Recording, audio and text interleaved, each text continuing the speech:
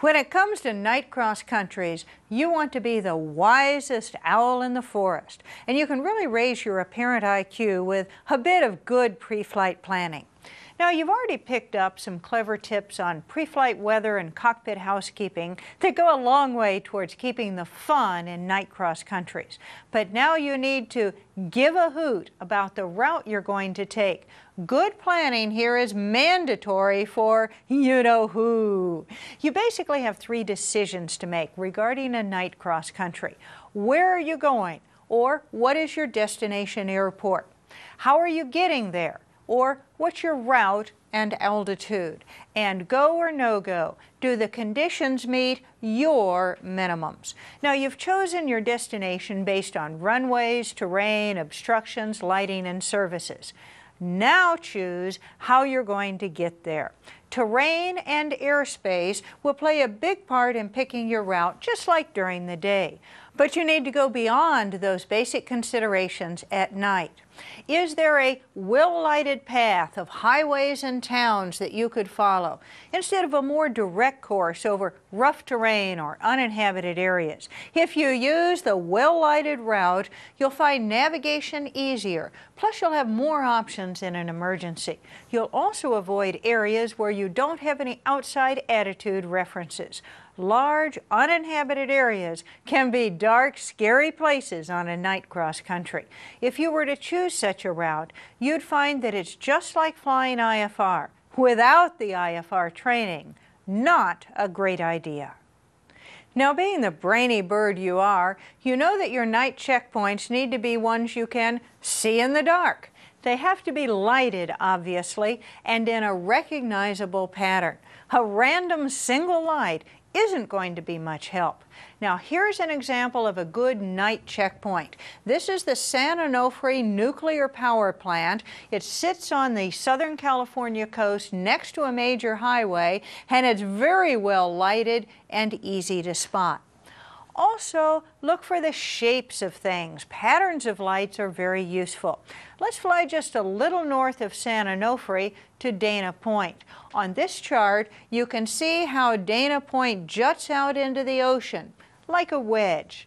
And when you look at it in flight, you can see it very clearly. That wedge-shaped pattern is distinctive from the rest of the coastline and shows up well at night because it's well lit. You might also look for the contrast between light areas and dark. Now notice here you have a town, and then abruptly you see an area where there's no town with the ocean off to the left over here.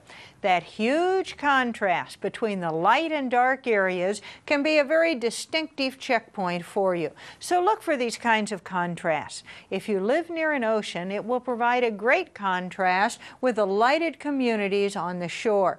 But large lakes, deserts, large farms or ranches can all give you the same effect. You want to choose your cruising altitude based on the highest terrain or obstructions along your route, and be sure to allow for navigation errors. Many pilots set their absolute minimum altitude by adding 1,000 feet to the highest elevation or obstacle within 5 miles of their course in flat country, and 2,000 feet if they're flying in mountainous areas. And of course, they fly the appropriate odd or even plus 500 feet altitudes above that minimum. The maximum elevation figures on your charts are good places to start when you're checking a potential route. And remember, in general, altitudes above 3,000 feet AGL will give you a better view of checkpoints and make navigation easier. Also, as you know, VOR reception is greatly enhanced with altitude. As you approach your destination, you'll feel a whole lot smarter if you spot it quickly and then verify it with a couple of cross-checks. Use the airport location data in the airport facility directory, which gives you a general direction and distance from the center of the associated town or city, and then compare that with the chart. For example, it's really helpful to know that the Hemet Ryan Airport is 3 miles southwest of the town of Hemet. But picking out an airport in a sea of city lights like this can be a problem. You can use aids such as VOR radials and prominent highways, but the key is choose them during your pre-flight planning, and then that green and white beacon will show up right where you expect it. Now, your GPS is also a really great help for this last phase of a night cross country, but you always want to plan for how to find the airport without it. Then you'll never get your feathers ruffled trying to find your roost. You'll also want to study carefully the terrain around your destination and use that to plan your descent. For example, if there's higher terrain to the north, you only want to descend south of the airport. Plan your descent as carefully as you do the entire route. Set minimum altitudes at different points before reaching the airport to ensure you're clear of all terrain. And make sure you know the general location of significant obstructions in the vicinity of the airport. Finally, when you're satisfied that the conditions are within your minimums, go ahead and file your flight plan. You'll have a great flight because you've made a great plan. And when you return to your home nest, all those other owls will be hooting your praises. Who is that wise old pilot?